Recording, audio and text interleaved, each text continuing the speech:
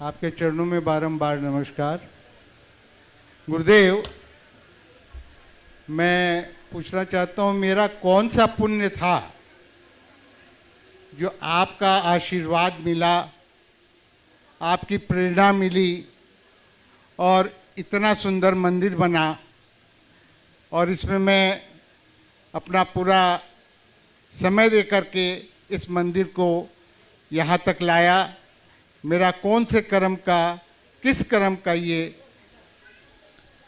देखिए, बात बिल्कुल सही है।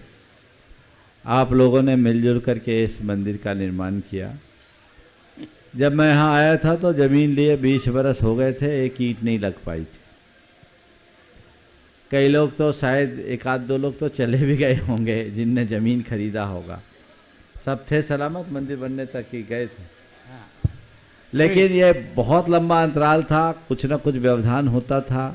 ये मान के चलिए कि समाज का सुयोग था कि यहाँ मंदिर निर्माण का निर्णय हुआ और आप लोगों ने मंदिर बना लिया। आपने पूछा कि मेरा कौन सा पुण्य का उदय था कि हमने मंदिर बनाया। मैं कहूँगा पुण्य का तो उदय था ही कि मंदिर बनाया। अब ये भूल जाओ कि हमने मंदिर बनाया। महाराज जी, मैंने सुनो तो, मेरी बात पूरी सुनो। मैंने तो आना ही नहीं, हमने और बनाया, ये भूल जाओ। और अब ये सवाल करो, ऐसा कौन सा पुण्य करूं कि जीवन मंदिर बन जाए। पुण्य का उदय था सो मंदिर बनाए। हर किसी की बुद्धि नहीं होती ऐसे अच्छे कार्य को संपन्न करने की। मैं पूरी टीम को आशीर्वाद देता हूं और भूरी भूरी प्रशंसा करता हूं। मैंने पहले दिन भी कहा था कि मंदिर जैसा मैंने सोचा था उससे अच्छा बना। लेकिन दिमाग से निकालो, मैंने मंदिर बनाया, मैं कौन होता हूं बनाने वाला?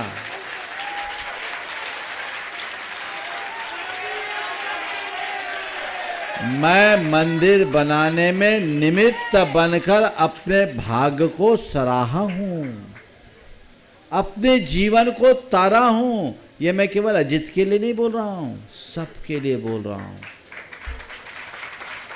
एक संकल्प लो। आज सुबह बोल रहे थे ये भगवान इनके हैं।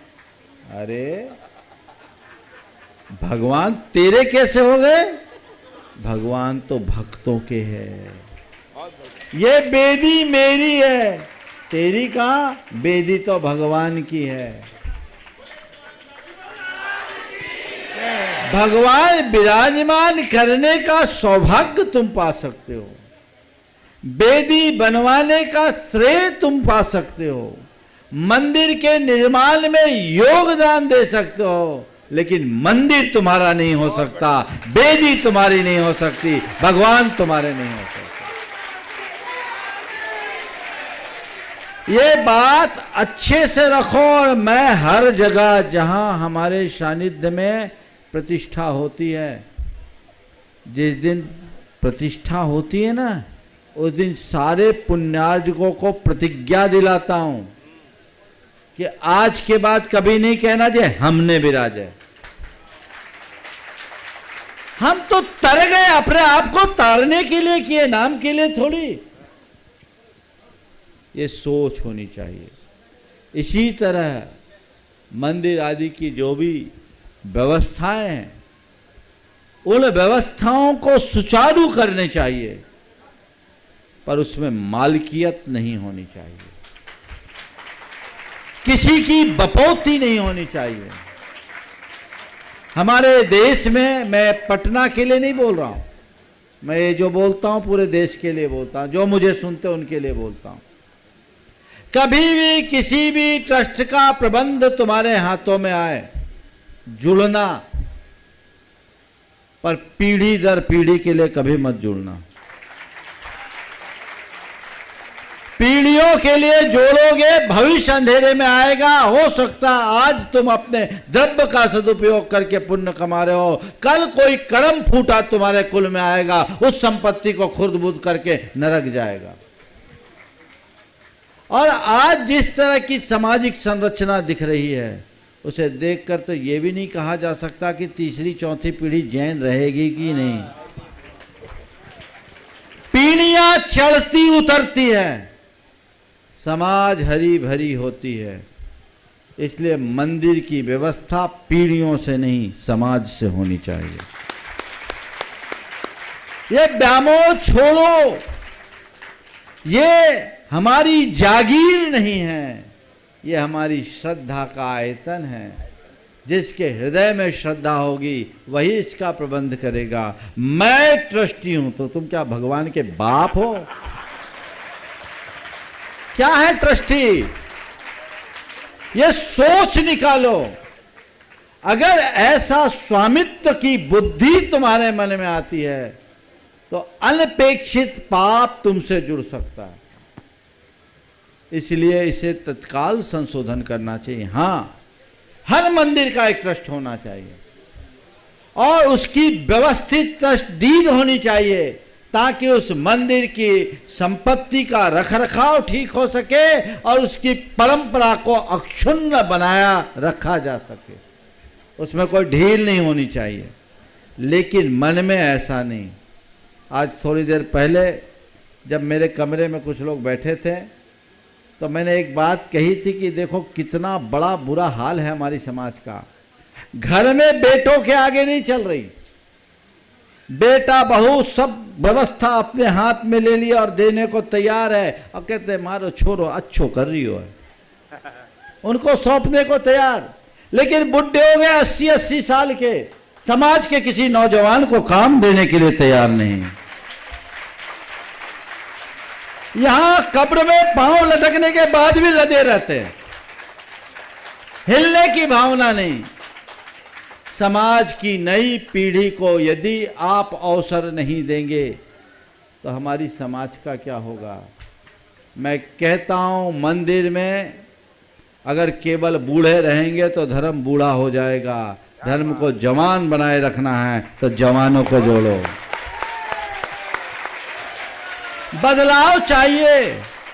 तुम अपने घर में नहीं चला पा रहे पर समाज में चलाना चाहोगे, ये एक गलत सोच है।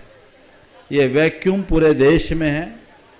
आज अजीत भाई ने पता नहीं कैसे निकाल दिया, लेकिन ये एक बहुत बड़ी जरूरत है। हमें दूसरी पंक्ति को हमेशा तैयार रखना चाहिए। मैं पाता हूं हमारी समाज में इतने कर्मठ कार्यकर्ता होते, आखिरी तक एक्टिव भी रहते। मैं ये नहीं कहता कि उम्र दराज होने के बाद उनकी क्षमता खत्म होती। उनके अंदर क्षमता है, उनके अंदर ऊर्जा है, उनके अंदर अनुभव है, लेकिन उन्हें चाहिए कि अपने अनुभवों का लाभ पीछे की पीढ़ी को भी लेने दें। और नई पीढ़ी को चाहिए कि हमारे समाज के बड़े बुजुर्गों का मान रखे, उनके अनुभवों का लाभ उठाए, उन्हें अपने मार्गदर्शक के रूप में देखें। गलतियां दोनों तरफ से होती है। इधर वाले देने नहीं चाहते और उधर वाले धकिया के बाहर कर देते हैं। ये चीजें ठीक नहीं हैं।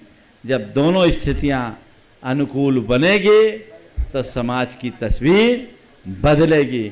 ऐसी ही व्यवस्था सतत बनी रहे। समय आप सबका हो गया है। जो लोग रह गए, कल मीठापुर में, कल का कार्यक्रम, परसों का कार्यक्रम, 2 दिन का कार्यक्रम मीठापुर में है और उसके बाद यहाँ से 14 किलोमीटर दूर कंगन घाट में पंचकल्याणक महोत्सव होना है। वहाँ हम सब जाएंगे। दूरी भले दिख रही है लेकिन हमारे अंदर से दूरी नहीं होनी चाहिए। आप सब अपने अंदर का उत्साह बनाए रखें।